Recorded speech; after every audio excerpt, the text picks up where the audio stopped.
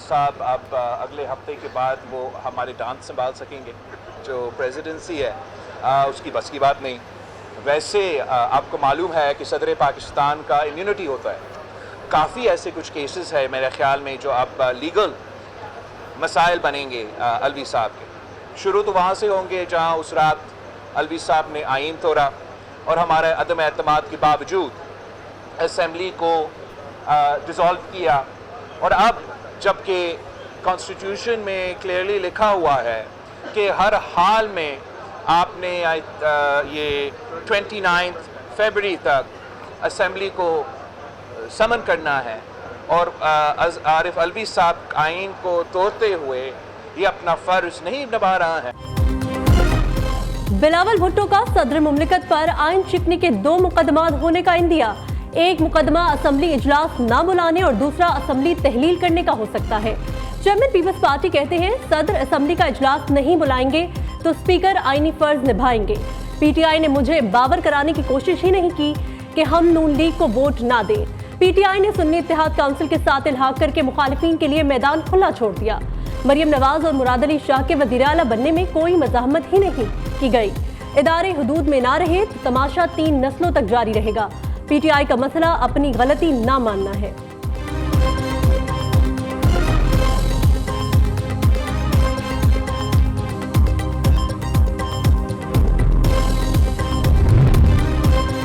सदर के इनकार के बाद स्पीकर का असम्बली इजलास बुलाने का फैसला। नई असम्बली का पहला इजलास जुमेरात 29 फरवरी को होने का इम्कान।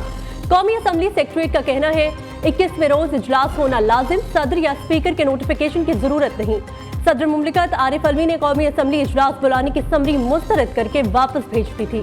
आर्टिकल 91 के तहत इलेक्शन के 21 रोज में कौमी असम्बली का इजलास होना लाजिम है।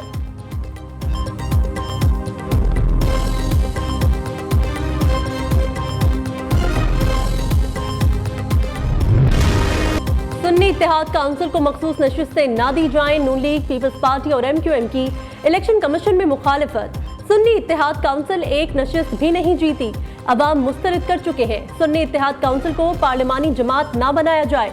तमाम सियासी जमातें इलेक्शन कमीशन के फुल बेंच के सामने दलाइल। नून लीग के वकील आजम नजीर तारन ने कहा सुन्नी इत्तेहाद काउंसिल की नशिस्तें नहीं बनती, नून लीग को दी जाए। पीपल्स पार्टी के वकील फारूक H नाइक बोले खुसूसी नशिस्तें सुन्नी इत्तेहाद काउंसिल का हक है या नहीं, वजाहत जरूरी है। बैरिस्टर अली जफर की मखसूस नशिस्तें ना देने की दरख्वास्त की मुखालिफत। कहा यह नहीं हो सकता कि बाहर से आकर कोई भी दरख्वास्त चैलेंज करे। इलेक्शन कमीशन ने दरख्वास्तों को यकजा करते हुए समाअत मुलतवी कर दी।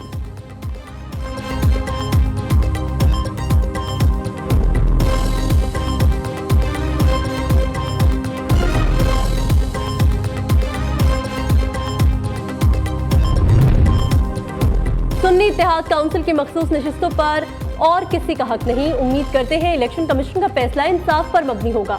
बैरिस्टर गोहर की इलेक्शन कमीशन के बाहर मीडिया से गुफ्तगू। कहा मखसूस नशिस्तों के फैसले तक असम्बली इजलास नहीं हो सकता। पंजाब और सिंध असम्बली का सेशन गैर कानूनी तरीके से हुआ है।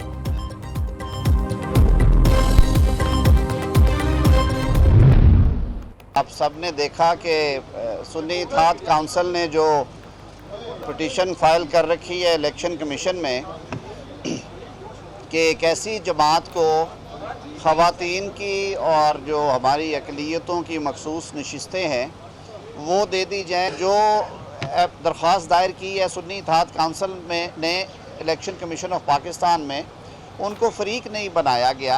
एक अनहोनी बात है कि एक सियासी जमात जिसने इंतखाबात में हिस्सा नहीं लिया और अगर लिया तो अवाम ने उसे रिजेक्ट कर दिया और उसे एक सीट भी नहीं दी सुन्नी इत्तेहाद पाकिस्तान को।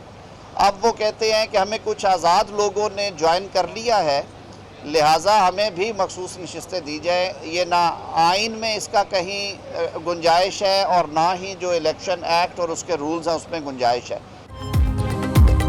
सुन्नी इत्तेहाद काउंसिल को मखसूस नशिस्तें मिलना मुमकिन ही नहीं। पीटीआई और सुन्नी इत्तेहाद काउंसिल जाल साजी से मखसूस नशिस्तें लेना चाहती है।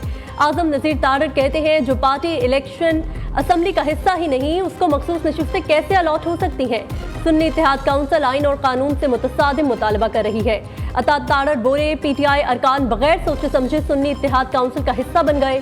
सुन्नी इत्तेहाद काउंसिल न कौमी ना ही सूबाई असम्बली का हिस्सा है। ये धोखे और फ्रॉड से अब असेंबली में आना चाहते हैं, लेकिन कानून इसकी इजाजत नहीं देता।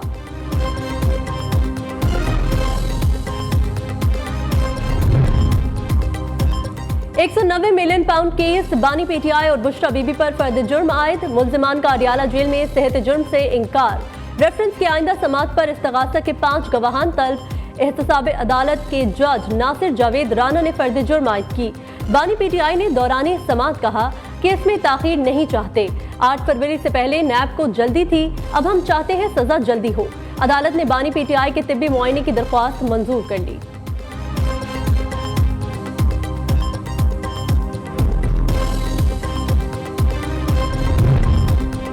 नून लीग की पार्लिमानी पार्टी का इजलास कल इस्लामाबाद में तलब। शहबाज शरीफ की बतौर वजीर आजम नामजदगी की मंजूरी दी जाए।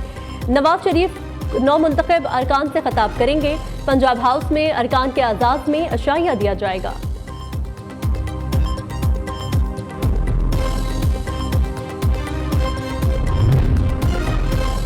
वजीर आला पंजाब मरियम नवाज मनसब संभालते ही इन एक्शन।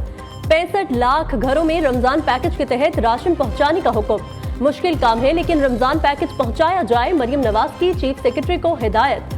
वजीर आला पंजाब को सिविल सेक्रेटरीट 5 साला तरक्याती प्रोग्राम पर ब्रीफिंग। अस्पतालों की तामीर व बहाली, सूबा भर में गलियों की मरम्मत के प्रोजेक्ट का ऐलान। मरियम नवाज ने देहातों में साफ पानी और सीवरेज के लिए प्लान तलब कर लिया।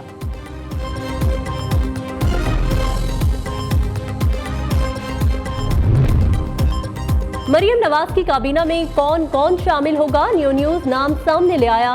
मरियम औरंगजेब, उज़मा बुखारी, सलमान रफीक, इमरान नजीर के नाम शामिल। बिलाल यासीन, मुज्तबा, शुजाउर रहमान, खिज़र मजारी, मंशाउल्लाह भट्ट, आशिक करमानी, नईम खान, अली शेर गोरचानी, अहमद खान लगारी वजीर बनेंगे। SNGDA को पंजाब काबीना के 16 मुतवक्का वज़रा के नाम मौसूल। बलोचिस्तान में नए वजीर आला की दौड़ में तेजी आ गई। वजीर आला बलोचिस्तान के नाम पर मुशावरत आखिरी मरहले में दाखिल। जराए के मुताबिक मीर ज़हूर बलेदी वजीर आला के लिए मजबूत उम्मीदवार बन गए। JUI का असलम रईसानी को वजीर आला नामजद करने का फैसला।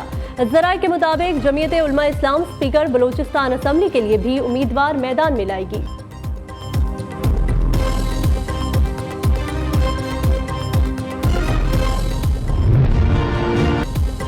हुकूमत का आवाम को एक और बिजली का झटका। 7 रुपए 5 पैसे महंगी। सारिफिन को मार्च के बिल्स में इजाफी अदायगियां करना होगी। इजाफा जनवरी की बहाना फ्यूल एडजस्टमेंट की मद में किया गया। नेपरा नोटिफिकेशन में कहा गया है सारिफिन पर GST समेत 66 अरब रुपए का इजाफी बोझ पड़ेगा। कीमत में इजाफे का इत्तलाक लाइफलाइन के इलेक्ट्रिक सारिफिन पर नहीं होगा। अवाम आए रोज बिजली की कीमतों में इजाफे पर फट पड़े। सियासी बेयकीनी खत्म होते ही मुआशी महाज से अच्छी खबर। पाकिस्तान का डॉलर बॉन्ड हैवी वेट हो गया। बैंक ऑफ अमेरिका ने डॉलर बॉन्ड का दर्जा मार्केट वेट से बढ़ाकर हैवी वेट कर दिया। ब्लूमबर्ग रिपोर्ट के मुताबिक पाकिस्तान के डॉलर बॉन्ड में आलमी सरमायाकारों की दिलचस्पी बढ़ गई। पाकिस्तान की रेटिंग बेहतर हो सकती है।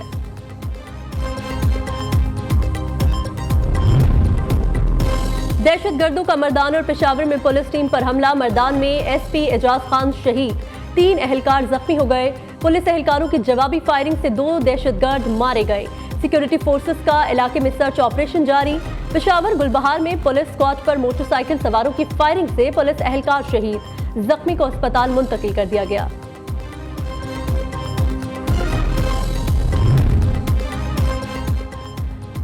F9 पार्क इस्लामाबाद में दरख्तों की कटाई पर समाअत। सुप्रीम कोर्ट ने CDA को आइंदा समाअत तक दरख्तों की कटाई से रोक दिया।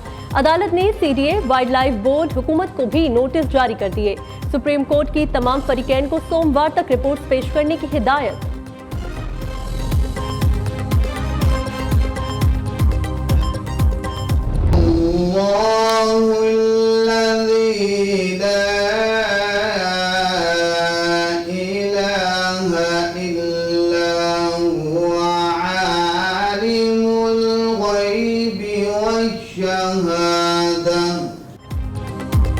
कौन बनेगा किरत का सुल्तान? न्यू न्यूज की टीम का अगला पड़ाव आज मुल्तान में होगा।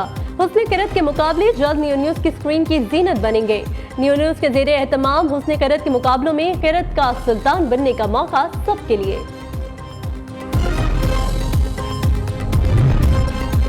29 फरवरी से 2 मार्च तक मुल्क भर में बारिशों का इम्कान। पंजाब के बालाई इलाकों में आज बादल बरसने की पेशगोई। जालाबारी भी होगी। मरी गलियात और गिरदो नवा में बर्फबारी का इम्कान। कोयटा समेत बलूचिस्तान में बारिश और बर्फबारी। राब्ता सड़कों से बर्फ हटाने का काम जारी। कराची में तेज सर्द हवाओं ने मौसम यकसर बदल दिया।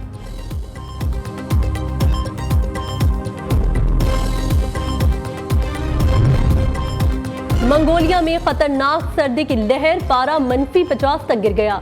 सख्त मौसम से 21 लाख के करीब जानवर हलाक। भेड़, बकरियां, घोड़े और गायें सर्दी की लहर से दम तोड़ने लगे। सरकारी आदादोशुमार के मुताबिक मंगोलिया में इस तरह के 6 करोड़ 47 लाख जानवर हैं। लाहौर के जिलानी बाग में जश्न बहारा मेला सज गया। पंजाब का रंगारंग सकाफती मेला 10 मार्च तक जारी रहेगा। मेले में सकाफती दस्तकारी और खानों के स्टॉल्स लग गए। बच्चों, बड़ों और फैमिलीज के जिलानी पार्क में डेरे। और इटली में फैशन की बहार का आखिरी रोज, शौक हसीनाओं के रैंप पर जलवे, हर तरफ रंग बिखेर दिए। मिलान फैशन वीक में नित नए मलबूसात की नुमाइश। हाजिरीन ने शौक और दीदा जेब पहनावों पर मॉडल्स को खूब दाद दी।